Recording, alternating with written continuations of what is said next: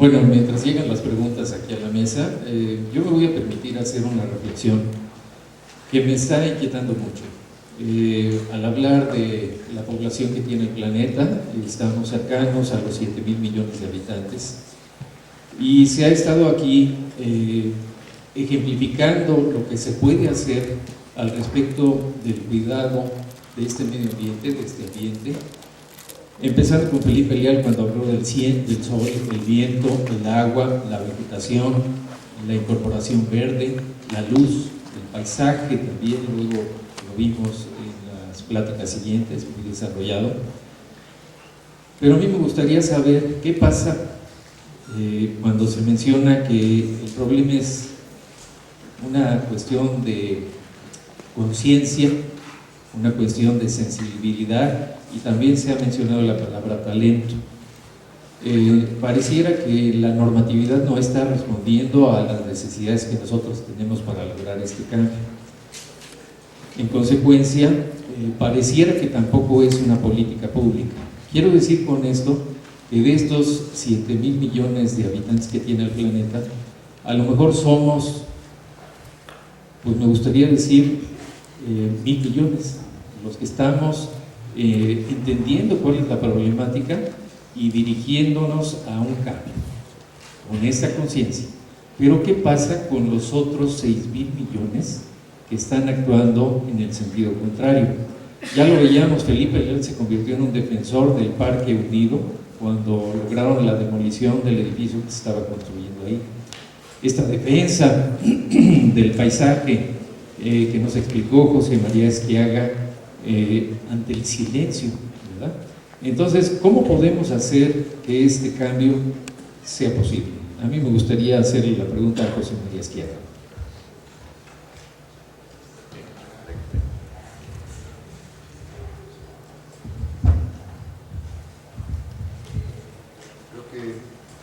¿Se oye?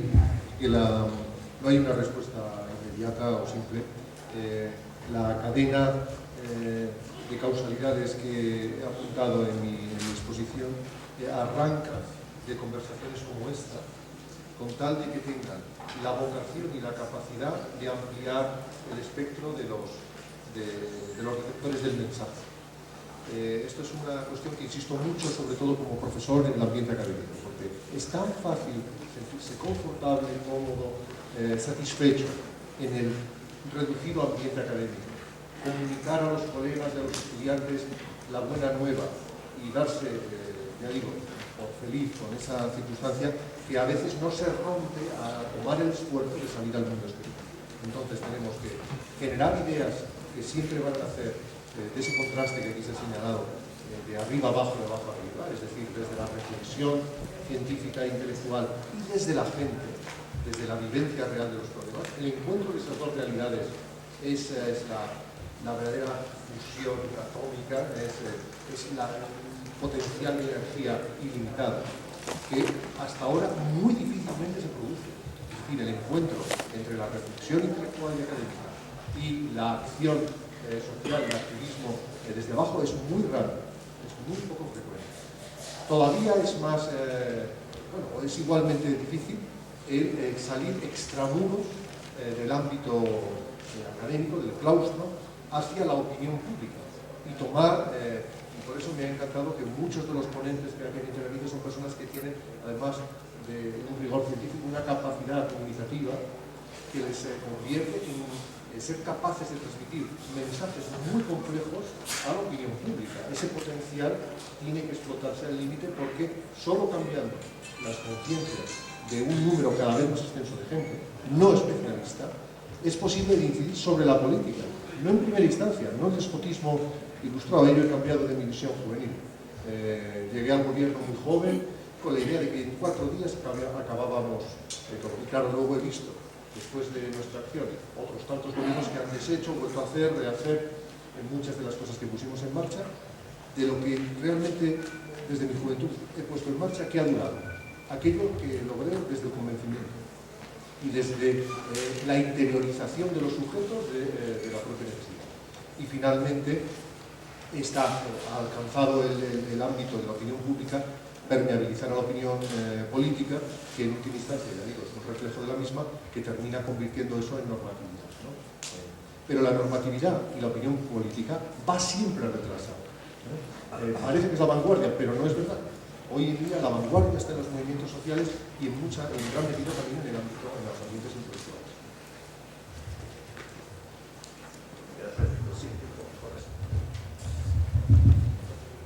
Tenemos una pregunta muy breve para Sergio Guevara. ¿Está bien dicho las ciudades son ecosistemas artificiales?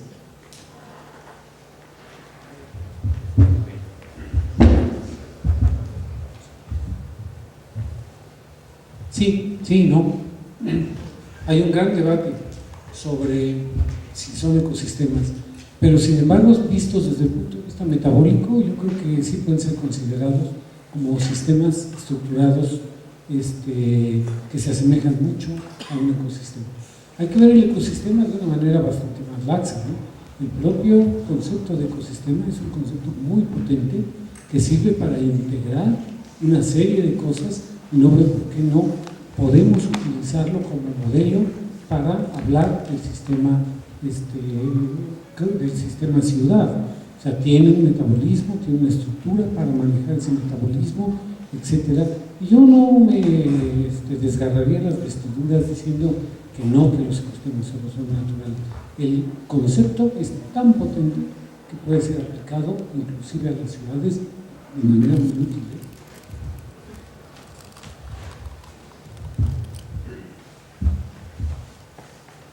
Bueno, una para Luis Falcón. Lecciones en materia de gestión política y social para conseguir los recursos en un mundo dictado por el mercado. No entiendo bien la pregunta, pero en el no marcado por el mercado, la solución la tiene el arquitecto José Fernando, por lo tanto esa parte ya está solucionada. En la marcada por el mercado, casi también parcialmente, porque para mí, como comentaban aquí a la izquierda, el problema de los recursos, digamos, en el mundo que vivimos, tiene que ver tanto con la colaboración público-privada, que es muy importante y se desarrolla, sino también con el público-público. Esto es importante para conseguir recursos, y me imagino que el profesor también sabe esto, porque para conseguir recursos, que es la parte más importante para desarrollar cualquier proyecto, lo importante es que la gente tenga capacidad de liderazgo y quiera realmente poner los proyectos en marcha. No sé si contesto la pregunta, pero espero que sea cercana. Que no tiene a quién va dirigida, dice: ¿cómo evitar el discurso de consumir el territorio? Una vez más se plantea el territorio como producto del sistema capitalista, agotar al visitante, exprimirle hasta el último centavo. Creo que ahí hay un riesgo muy grande.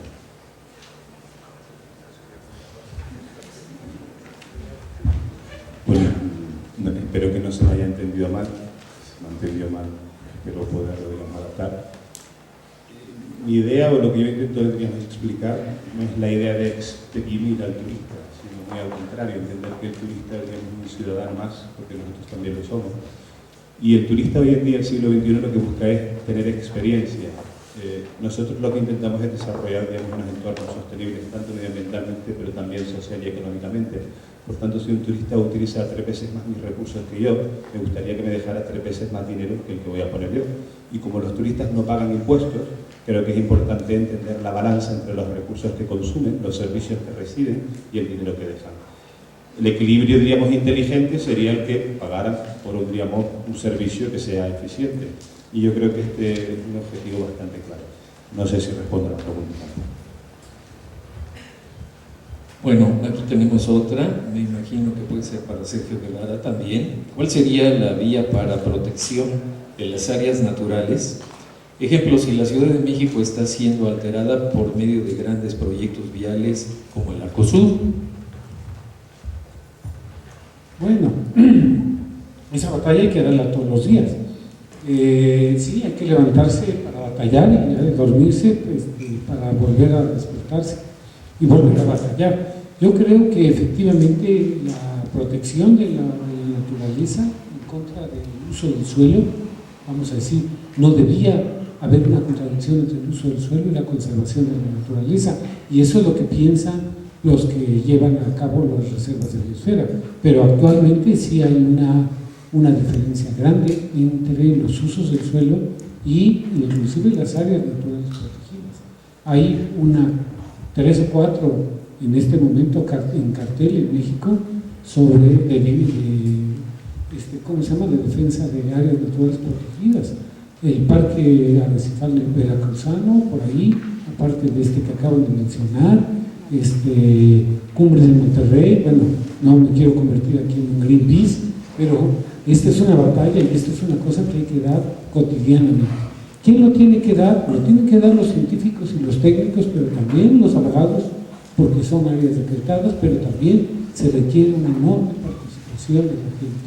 Algo que mencionó mi colega, que me parece muy importante en su respuesta, es este asunto de la participación, ¿no? De que necesitamos una gran capacidad participativa, y en esto los movimientos sociales tienen mucho que decir. O sea, tienen un protagonismo importantísimo. Yo creo que vamos a hacer nada más 2 preguntas más para poder terminar. Bueno, Luis Falcón tiene muchas preguntas, inclusive hay algunos reclamos aquí. Uno de ellos dice máquina de hacer dinero al respecto de Benidorm. Había que aclarar quizá eso, pero nos llevaría, yo creo que otra plática. Máquina de hacer dinero en Benidorm, ¿sí? Sobre el tema del turismo, efectivamente hay algunos problemas cómo se controla el impacto que los turistas tienen en el medio ambiente, sobre la diversidad, y hay algunas otras preguntas, como por ejemplo, no se ha hablado nada de introducir la agricultura en las urbes. No nada más es la biodiversidad, sino también tendríamos otro tipo de recursos, que es interesante en este concepto del ambiente natural dentro del ambiente urbano.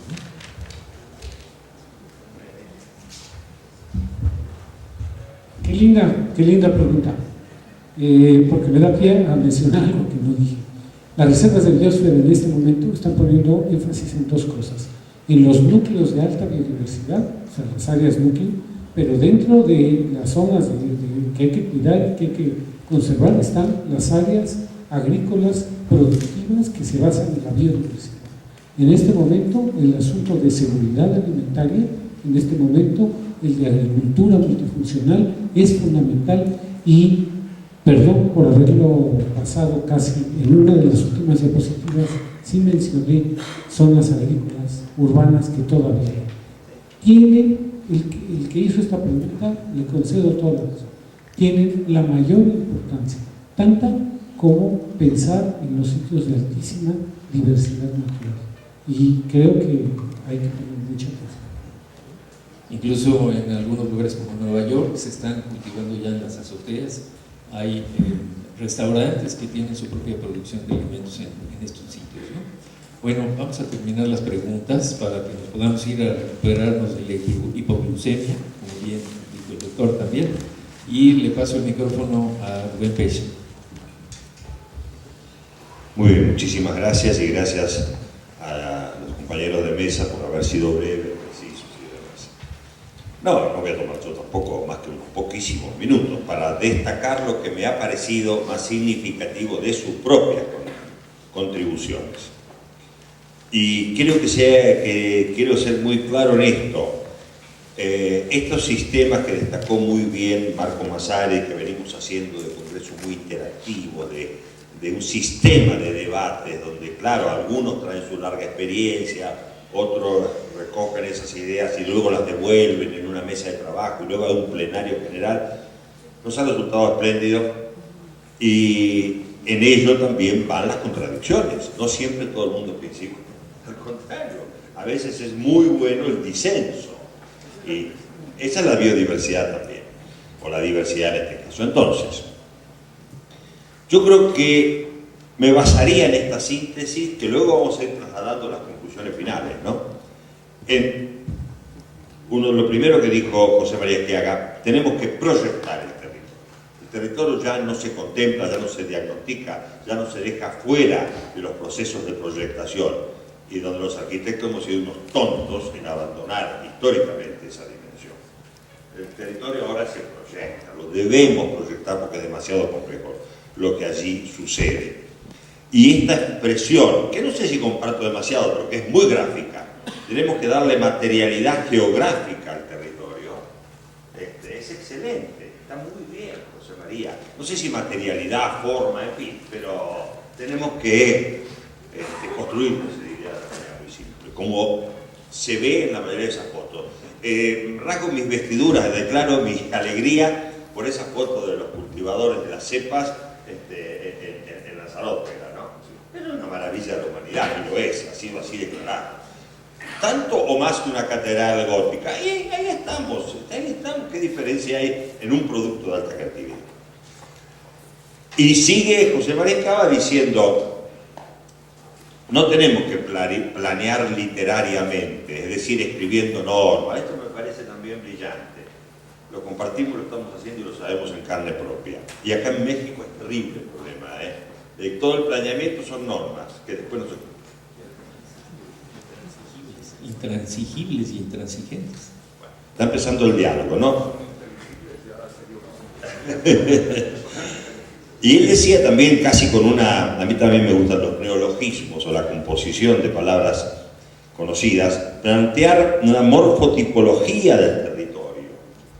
Es decir, entenderlo, saberlo, convertirlos en paisajes culturales, como es la gran tendencia más moderna en este momento, y de lo cual he aprendido mucho también de vos, Sergio. Y el énfasis en que esto arranque del dibujo, atención jóvenes con la informática y la virtualidad, que arranque del dibujo, se entiende primero la realidad con el dibujo. Leonardo da Vinci no ha muerto, lo que de ahí sí pasamos a todas las virtualidades posibles y requeribles, pero hasta que las virtualidades, los sistemas electrónicos no nos den la plasticidad y la sensibilidad del dibujo, primero dibujen el territorio, no la casa ni el edificio, primero el territorio. Y bueno, otra cosa preciosa de esa, bueno, por algo está nuestro troupe desde hace ya 3 años y vamos a seguir estando juntos, espero. El valor del silencio, por favor, ¿qué es esta cultura de la movilidad? Lo decía muy bien Rualdo. ¿Cómo eran tus dos personajes de la locura contemporánea, Rualdo? Horácino y Vilosino. Brillante también, entrar con el humor, entrar con la metáfora, salir de la seriedad y salir de los pesos. Ya lo voy a decir esto cuando llegue a discutir un poco con Luis. El valor del silencio, entonces. Por favor, volvamos a un mundo de silencio. ¿Vieron la imagen que puso al final Sergio Guevara? Ese pueblito, no sé si francés, no sé de dónde, italiano tenía que ser. Bueno, yo estoy abogando ahora por una cosa que llamo la ciudad en todas partes y la ciudad en ninguna parte. Stepping stones, núcleos urbanos entre grandes continuidades naturales, más segovias y más paisajes protegidos. Y eso puede tener densidades altísimas, economías brillantes, en fin.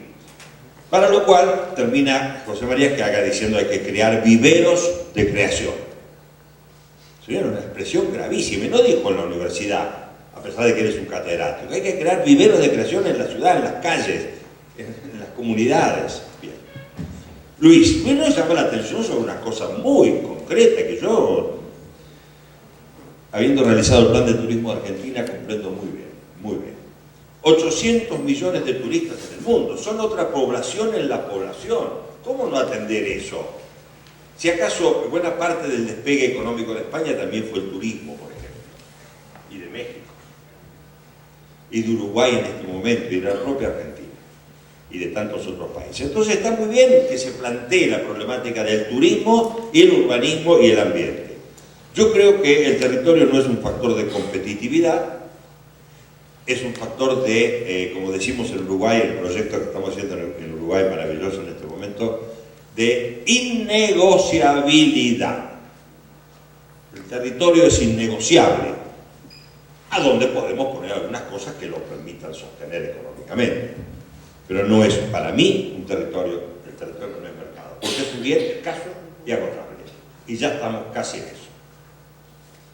Bien, pero en fin, es lindo para discutirlo, en todo caso te lo planteo con mucho respeto y mucho aprecio por tu disertación. Y claro, y después Sergio nos lleva a lo que comparto plenamente con él de hace muchos años, aprendí de él, hago cosas también para su propio ambiente de desarrollo y de trabajo, esta historia de que las reservas de biosfera son una oportunidad, porque son un nuevo mito, porque el planeamiento tradicional no ha servido, y porque lo mejor, alguno de lo mejor que ha mostrado José María Esquiaga, son patrimonio de la humanidad, como reserva de la biosfera, Lanzarote y Menorca, o Segovia, que es mejor, trabajando en esos contextos en los cuales la protección existe y la vocación de la sustentabilidad hacia el resto del futuro existe, y la innegociabilidad existe, en definitiva, solo allí podemos tener unos modelos de actuación diferentes.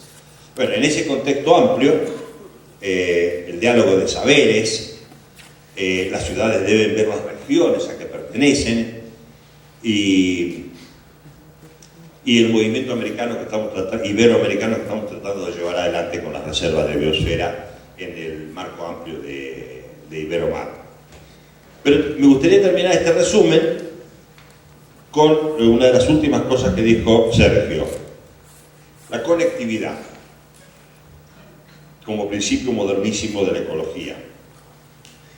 Pero recordando que conectividad es conectar, es ligar, es relacionar, y en definitiva la gran diferencia para mí entre la sustentabilidad y la insustentabilidad está en la producción de objetos consumistas separados del contexto, en lugar de la conectividad de todos los acontecimientos de la vida. Bueno, espero que les satisfaga y negociemos en todo caso si hay cambios de opinión.